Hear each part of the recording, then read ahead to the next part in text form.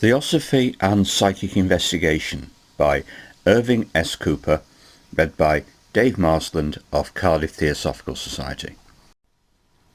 Theosophy and Psychic Investigation.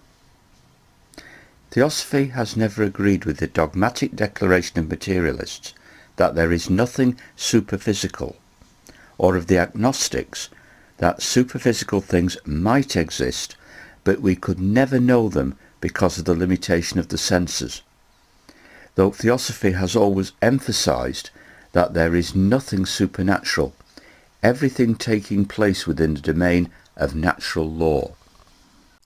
Theosophy has affirmed, upon the basis of actual experience, that there are inactive senses in every human being, which, when stimulated to activity, would make possible the investigation of a normally unseen realm of non-physical matter around us. Instead of using physical instruments, however, which naturally have serious limitations, even though most delicately constructed, Theosophical investigators in their researches have made use of the much more difficult method of developing within themselves the power to see this realm without the mediation of any instrument.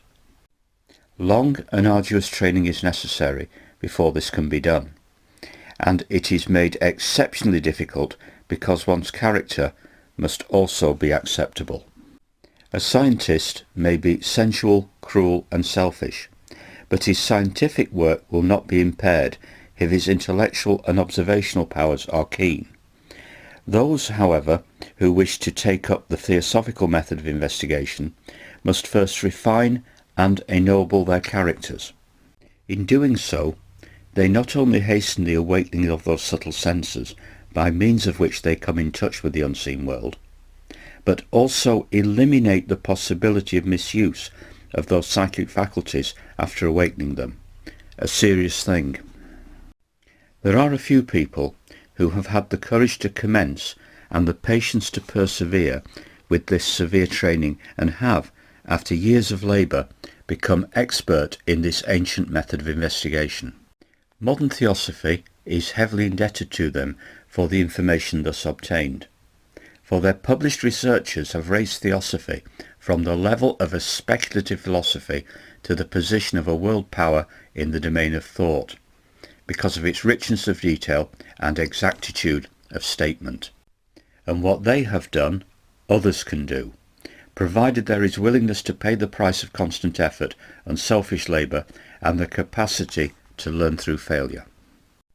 The results of the investigations of these experts are priceless if we attempt to estimate their value to humanity.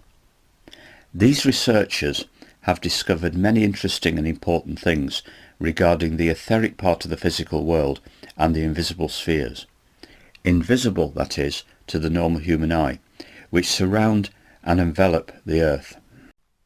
They have published a wealth of detail concerning conditions which exist on the other side of death, the nature and appearance of the emotional, mental and soul bodies, the laws of human growth and of destiny, the purpose of existence, and the swiftest way to reach the goal of human evolution.